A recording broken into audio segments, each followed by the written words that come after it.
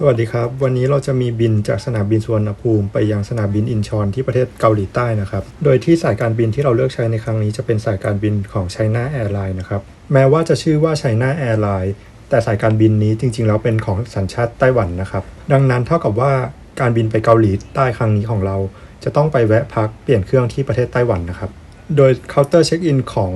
China Airlines ที่สนามบินสุวรรณภูมินั้นจะอยู่ที่เคาน์เตอร์ P นะครับซึ่งสายการบินนี้เราสามารถทำการเช็คอินออนไลน์ล่วงหน้าก่อน48ชั่วโมงก่อนเวลาในการบินนะครับซึ่งทำได้ที่เว็บไซต์แล้วก็แอปพลิเคชันของสายการบินนะครับดังนั้นเมื่อถ้าเราทำการเช็คอินมาเรียบร้อยแล้วเราก็แค่นำสัมภาระที่เราต้องการโหลดลงใต้เครื่องมาโหลดที่เคาน์เตอร์ได้นะครับหลังจากที่เราได้ทำการโหลดกระเป๋าเรียบร้อยแล้วเราก็เดินทางมาที่ประตู G1 นะครับซึ่งไฟล์แรกที่เราจะทำการบินนะครับก็คือจะบินจากกรุงเทพไปยังไทเปนะครับออกเดินทางจากกรุงเทพเวลา 8:35 นาทีนะครับและตอนนี้เครื่องบินของเราก็ได้มาจอดรอไว้อยู่แล้วนะครับเครื่องบินที่เราจะทำการบินในวันนี้จะเป็นเครื่องบินแบบ Airbus A321 นะครับซึ่งเป็นเครื่องบินลำตัวแคบนะครับถ้าพูดง่ายๆก็คล้ายกับเครื่องบินที่เราบินในประเทศนะครับอย่างของไทยแอร์เอเชียที่บินไปเชียงใหม่ก็ลำประมาณเท่านี้ครับซึ่งข้อดีของสายการบินนี้ก็คือว่าเครื่องบินลำนี้เป็นเครื่องบินใหม่นะครับมีอายุการใช้งานยังไม่ถึง2 ปีดีนะครับอันนี้ก็จะเป็นบรรยากาศภายในของเครื่องบิน A321 ของสายการบิน China Airlines นะครับซึ่งจะจัดวางที่นั่งเป็นแบบ3-3นะครับคือซ้ายขวาอย่างละ3ที่นั่งนะครับโดยที่จะมีทางเดินอยู่ตรงกลางเพียงทางเดินเดียวเท่านั้นนะครับถ้าพูดง่ายๆก็คือคล้ายกับเครื่องบินที่เราใช้บินภายในประเทศนะครับแต่พอได้นั่งจริงๆแล้วไม่ได้รู้สึกคับแคบนะครับอย่างผมสูง177ก็พื้นที่วางขาก็ยังมีพอเหลือเฟือนะครับด้านหน้าของที่นั่งก็จะมีถาดวางอาหารแล้วก็มีช่องเก็บของตามปกตินะครับและเนื่องจากเครื่องบินนี้เป็นเครื่องบินใหม่นะครับก็จะมีระบบหน้าจอที่ทันสมัยแล้วก็มีขนาดใหญ่นะครับและบนเครื่องรุ่นนี้เราสามารถต่อ Wi-Fi กับมือถือของเราได้นะครับโดยที่แอปพลิเคชันที่สามารถใช้ได้จะเป็นแอปพลิเคชันเกี่ยวกับแชทที่สามารถอ่านข้อความได้แต่ว่าถ้าเป็นในส่วนของรูปภาพจะโหลดขึ้นมาไม่ได้นะครับส่วนระบบเอนเตอร์เทนเมนต์อื่นๆก็มีหนังให้ดูนะครับรวมถึงมีการบอกข้อมูลการบินอย่างครบถ้วนนะครับเมื่อเครื่องบินบินได้ไม่นานนะครับพนักงานบนเครื่องบินก็นำอาหารมาเสิร์ฟนะครับซึ่งวันนี้เราสั่งเป็นเมนู no beef นะครับก็คือว่าเป็นเมนูไม่มีเนื้อวัวนะครับก็จะมีอาหารจานหลักเป็นไก่ผัดขิงแล้วก็มีของหวานมีผลไม้แล้วก็มีเป็นสลัดนะครับโดยรวมแล้วรสชาติของอาหารถือว่าดีใช้ได้เลยนะครับโดยที่อาหารชุดนี้จะจัดเตรียมโดยครัวการบินไทยนะครับนี่ก็จะเป็นห้องน้ำบนเครื่องบินแบบนี้นะครับก็จะมีอุปกรณ์ค่อนข้างครบนะครับมีทั้งสบู่ล้างมือมีโลชั่นแล้วก็มีสเปรย์ฉีดตัวนะครับแล้วก็ความสะอาดของห้องน้ำนี่ถือว่าดีใช้ได้เลยนะครับโดยที่ขนาดของห้องน้ำนะครับก็จะมีขนาดไม่ได้ใหญ่นะครับจะมีขนาดตามลำตัวของเครื่องบินนะครับแต่ก็สามารถใช้งานได้นะครับโดยที่ไม่ได้มีปัญหาอะไรนะครับและตอนนี้เราก็ได้มาถึงที่สนามบินที่ชื่อว่าเถาหยวนนะครับซึ่งเป็นสนามบินของกรุงไทเปของประเทศไต้หวันนะครับโดยถ้าเราทำการแค่เปลี่ยนเครื่องนะครับเราก็ตามป้ายที่เขียนว่า transfer ไปนะครับโดยเราสามารถดูประตูทางออกขึ้นเครื่องของเที่ยวบินถัดไปของเราได้ที่บอร์ดซึ่งจะแสดงอยู่บนหน้าจอของ transfer information นะครับหรือหากเราหาไม่เจอเราก็สามารถที่จะสอบถามที่พนักงานที่เคาน์เตอร์ transfer ได้เช่นกันนะครับโดยที่ในระหว่างทางนั้นก็จะมีบริการตู้กดน้ำดื่มนะครับโดยเราสามารถเอาขวดเปล่ามากรอกที่ตู้นี้ได้เลยนะครับระหว่างทางนั้นก็จะมีร้านค้าต่างๆนะครับให้สามารถที่จะเลือกซื้อได้แล้วก็จริงๆก็จะมีร้านอาหารด้วยนะครับ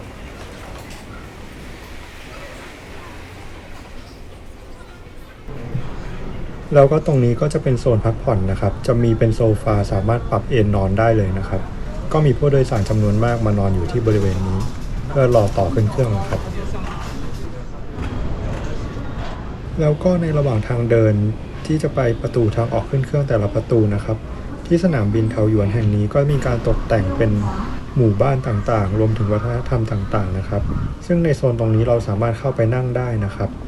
เพื่อพักผ่อนก่อนที่จะรอต่อขึ้นเครื่องต่อไปนะครับ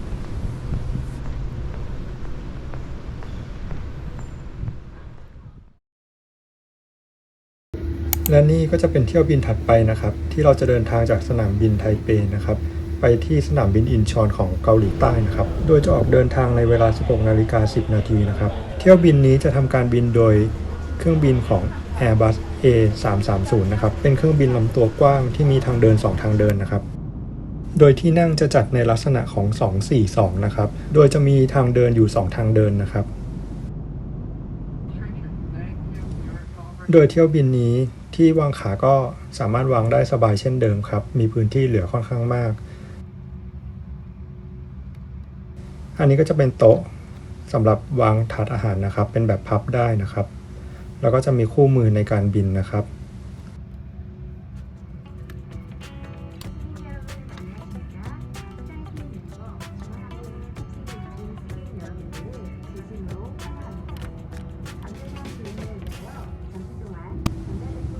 ก็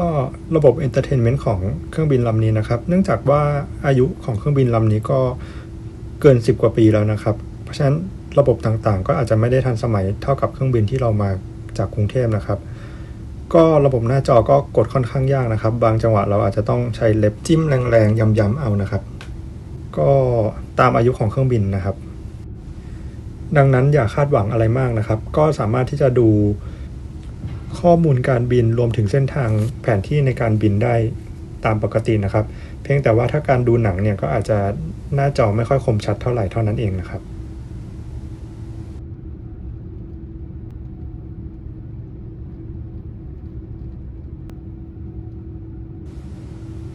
เครื่องบินลำนี้ก็จะมีกล้องบริเวณด้านหน้าของเครื่องบินให้ดูได้ด้วยนะครับเราก็จะสามารถมองเห็นด้านหน้าของเครื่องบินได้นะครับก็มุมมองคล้ายๆกับว่าเรากำลังขับเครื่องบินอยู่เลยนะครับ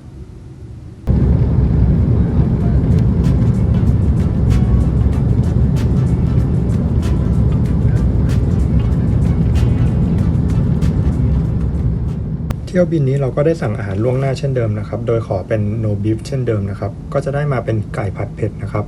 แล้วก็จะมีขนมปังรวมถึงมีขนมเวเฟอร์นะครับแล้วก็จะมีสลัดรวมถึงมีผลไม้นะครับก็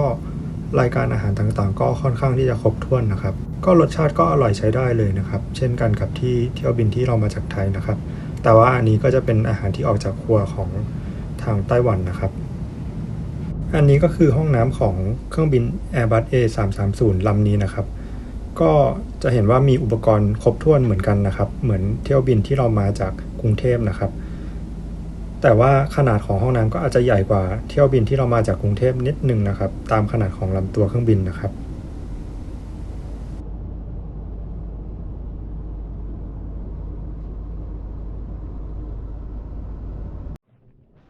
แล้วตอนนี้เราก็มาถึงสนามบินอินชอนแล้วนะครับ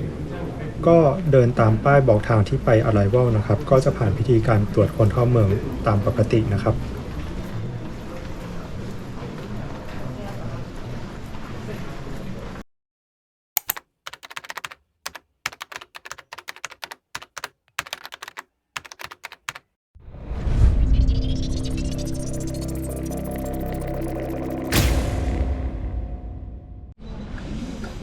ทุกคนครับเกิดเรื่องแล้วครับเพราะว่าผมทำซองเอกสารหายซึ่งข้างในมันจะมีเป็นบัตรเครดิตแล้วก็เป็นเงินจำนวนหนึ่งครับแล้วก็บัตรต่างๆซึ่งผมตอนแรกผมคิดว่ามันน่าจะหายตอนที่ผมเช็คอินหรือไม่งั้นก็ตอนที่ตรวจสัมภาระครับพอเข้ามาข้างในแล้วก็เกิดปัญหาว่าหามันไม่เจอคราวนี้ผมจะชี้แจงให้ฟังนะว่าวิธีการทำยังไงขั้นแรกผมก็ไปติดต่อที่เคาน์เตอร์ของสนามบินก่อนคือเคาน์เตอร์สนามบินก็บอกว่าเราไม่สามารถออกไปข้างนอกได้เพราะเราผ่านทางตม.เข้ามาแล้วนะครับแต่เขาก็พยายามประสานงานให้แล้วก็ไปที่ลอสแอนด์ฟาวก็ไม่เจอนะครับก็สุดท้ายผมก็ต้องมาติดต่อที่เคาน์เตอร์ของสายการบินเองนะครับซึ่งวิธีการที่ถูกต้องก็คือต้องมาติดต่อของสายการบินที่เราจะบินนะครับซึ่งก่อนเวลาเครื่องออกไม่นานนะครับก็สอบถามเขาแล้วเขาก็พยายามช่วยอย่างดีนะครับของ China Airlines เขาก็หาให้จนสุดท้ายก็เจอจนได้นะครับก็ตอนนี้เรายังไม่ได้ของกลับมานะครับแต่ว่าเดี๋ยวรอพนักงานเขาบอกว่าเดี๋ยวเขาจะเรียกนะครับถ้าเขาเอาของเข้ามาข้างในให้เราแล้วก็ต้องขอบคุณทาง China Airlines ด้วยนะครับที่เขาช่วยหาให้เรานะครับแล้วก็ช่วยตามให้อย่างดีเลยนะครับก็เลยวุ่นนิดนึงนะครับก่อนที่จะขึ้นเครื่องก็สรุปนะครับดังนั้นถ้าเกิดว่าของเราเกิดหายเนี่ยหลังจากที่เราเช็คอินแล้วก็เราเข้ามาข้างในตม.แล้วทางที่ดีที่สุดก็คือว่า มาติดต่อที่เคาน์เตอร์ของสายการบินที่เราจะบินนะครับก็ทางเขาจะช่วยเราหาให้ได้นะครับก็โอเคครับเดี๋ยวเราก็คงได้ของแล้วก็ออกบินต่อนะครับไปที่ไต้หวันนะครับและเที่ยวบินถัดไปจะเป็นเที่ยวบิน CI 161นะครับโดยที่จะเหมือนขามานะครับจากสุวรรณภูมิซึ่งเราต้องแวะไต้หวันแต่ครั้งนี้จะเป็นการกลับกันจะบินจากเกาหลีใต้มาที่สุวรรณภูมินะครับซึ่งเราจะต้องแวะพักที่ไต้หวันก่อนนะครับซึ่งผมก็ถือโอกาสนี้ในการที่จะแวะพัก1 คืนที่ประเทศไต้หวันนะครับโดยคนไทยสามารถเข้าประเทศไต้หวันได้โดยไม่ต้องขอวีซ่านะครับแล้วก็ตอนนี้ประเทศไต้หวันไม่ได้มีมาตรการที่ต้องกักตัวสำหรับโรคโควิดแล้วนะครับและตอนนี้เครื่องบินของเราก็ได้มาจอดรออยู่แล้วนะครับจะเป็นเครื่องบินแบบ Airbus A330 นะครับซึ่งจะเป็นแบบเดียวกับเครื่องบินที่เรามาก่อนหน้านะครับแต่เครื่องนี้จะเก่ากว่าเครื่องนั้นอีกซึ่งอายุประมาณ15 ปีแล้วนะครับหลังจากที่เราขึ้นมาบนเครื่องแล้วนะครับสิ่งแรกที่เราสังเกตเห็นความต่างได้ชัดเจนเลยก็คือหน้าจอนะครับซึ่งจะมีขนาดที่เล็กมากแล้วก็สัมผัสหน้าจอได้ยากมากนะครับเนื่องจากเป็นรุ่นโบราณนะครับในส่วนของระยะวางขาอันนี้ก็เหมาะสมนะครับไม่ได้แตกต่างอะไรจากเที่ยวบินก่อนหน้าเพียงแต่เที่ยวบินนี้จะมีกล่องควบคุมอยู่ใต้เบาะข้างหน้านะครับทำให้พื้นที่ในการวางขาของเราเนี่ยค่อนข้างที่จะแคบมากเลยนะครับที่ใต้เบาะนั่งจะมีซ็อกเก็ตสำหรับเสียบไฟนะครับเราสามารถชาร์จอุปกรณ์ต่างๆได้ระหว่างที่ทำการบินนะครับแต่ผมได้ลองใช้อะแดปเตอร์ของ iPhone นะครับไม่สามารถเสียบเข้าไปได้นะครับผมก็ไม่รู้ว่ามันเกิดอะไรขึ้นนะครับด้านหน้าของเราก็จะมีโต๊ะสำหรับทานอาหารนะครับแล้วก็จะมีช่องใส่เอกสารต่างๆนะครับรวมถึงมีจอ Entertainment นะครับซึ่งมีขนาดที่จะเล็กมากๆนะครับซึ่งเล็กกว่าฝ่ามือของผมอีกนะครับ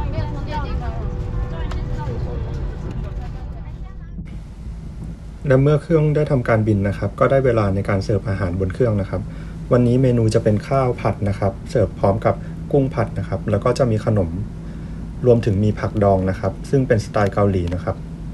รสชาติอาหารโดยรวมก็ถือว่าดีมากเลยนะครับรวมถึงปริมาณที่ให้มาก็พอเหมาะนะครับ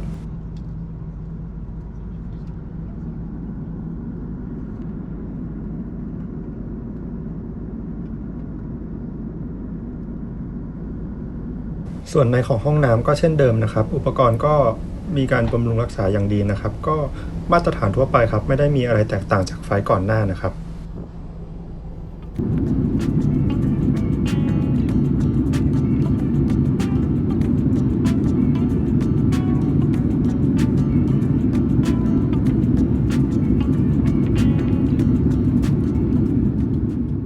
และตอนนี้เราก็ได้เดินทางมาถึงที่ประเทศไต้หวันแล้วนะครับเนื่องจากเรามีเวลา1 คืนนะครับเพื่อที่จะรอต่อเครื่องกลับที่สุวรรณภูมินะครับเราก็เลยเดินทางออกจากสนามบินโดยรถไฟนะครับซึ่งสะดวกมากๆนะครับ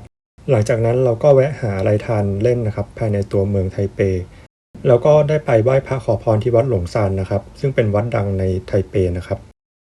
และเช้าของอีกวันหนึ่งเราก็ได้มาที่สนามบินเพื่อมารอต่อเครื่องกลับที่สุวรรณภูมินะครับเที่ยวบิน CI 831นะครับซึ่งจะใช้เครื่องบินแบบ Airbus A350 นะครับเป็นเครื่องบินรุ่นใหม่แล้วก็มีอายุการใช้งานประมาณ5 ปีนะครับ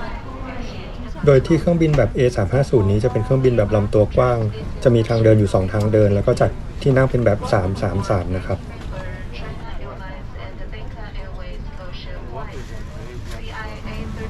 เมื่อเราขึ้นมาบนเครื่องบินแล้วจะพบว่า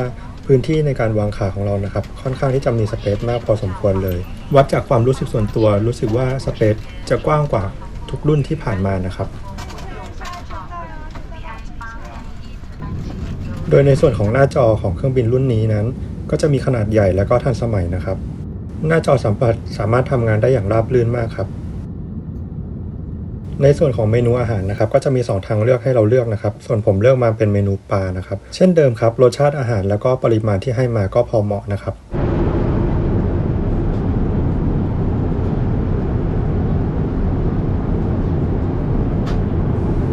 ต่อไปจะพามาชมในส่วนของห้องน้ำของเครื่องบินลำนี้กันนะครับก็อุปกรณ์ต่างๆก็ค่อนข้างครบครันเหมือนเครื่องบินทุกๆรุ่นนะครับแต่ว่าเพิ่มเติมก็คือเครื่องบินลำนี้มีขนาดสเปซของห้องน้ำค่อนข้างที่จะกว้างกว่าเครื่องบินอื่นๆนะครับ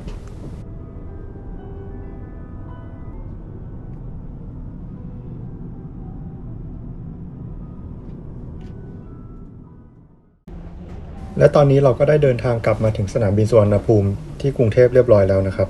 แล้วเดี๋ยวจะมาสรุปให้ฟังนะครับเครื่องบินของ China Airlines ที่เราได้ทำการบินมาทั้งหมดนี้เป็นยังไงบ้างนะครับ มาเริ่มกันที่ข้อแรกกันก่อนนะครับสิ่งที่ประทับใจเป็นสิ่งแรกก็คือในส่วนของพนักงานของสายการบิน China Airlines นะครับทั้งพนักงานที่อยู่บนเครื่องบินแล้วก็พนักงานที่อยู่ที่ภาคพื้นนะครับจะสัมผัสได้ถึงความใส่ใจของพนักงานนะครับที่ตั้งใจที่จะให้บริการผู้โดยสารทุกคนนะครับเรื่องที่2ก็เป็นในเรื่องของอาหารนะครับก็อาหารในทุกๆมื้อก็คือจะมีให้เลือก2ทางเลือกนะครับความเห็นส่วนตัวก็คือรสชาติอาหารนั้นก็ถูกปากแล้วก็ปริมาณที่ให้มาก็เหมาะสมในการบินนะครับส่วนข้อเสียที่ผมเจอก็คือในบางเครื่องบินบางรุ่นนะครับก็จะเป็นเครื่องบินที่ค่อนข้างเก่านะครับเพราะฉะนั้นอุปกรณ์ต่างๆภายในเครื่องบินก็อาจจะไม่ได้ทันสมัยมากนะครับถ้าให้สรุปเลยนะครับว่าสายการบิน China Airlines เนี่ยประทับใจไหมสำหรับตัวผมค่อนข้างที่จะประทับใจมากเลยนะครับถ้ามีคะแนนเต็ม10ผมให้ 9.5 เลยนะครับถือว่าคุ้มค่ามากสำหรับราคาที่เราจ่ายไปนะครับก็ถ้ามีโอกาสที่จะได้ใช้บริการของ China Airlines อีกก็จะไม่ลังเลเลยนะครับที่จะเลือกใช้บริการกับสายการบินนี้อีกนะครับและวันนี้เราก็จบลงแล้วนะครับสำหรับการรีวิวสายการบิน China Airlines นะครับที่พาเราเดินทางจากกรุงเทพไปไทเปแล้วก็ไปกรุงโซลนะครับแล้วก็เดินทางกลับมาถึงสุวรรณภูมิอย่างปลอดภัยนะครับขอบคุณสำหรับการเข้ามารับชมแล้วก็ฝากกดติดตามช่องให้ทางช่องเราด้วยนะครับและถ้าหากท่านใดมีความคิดเห็นหรือมีข้อสอบถามใดๆก็สามารถที่จะคอมเมนต์ภายในช่องของเราได้เลยนะครับวันนี้ก็ขอบคุณครับและสวัสดีครับ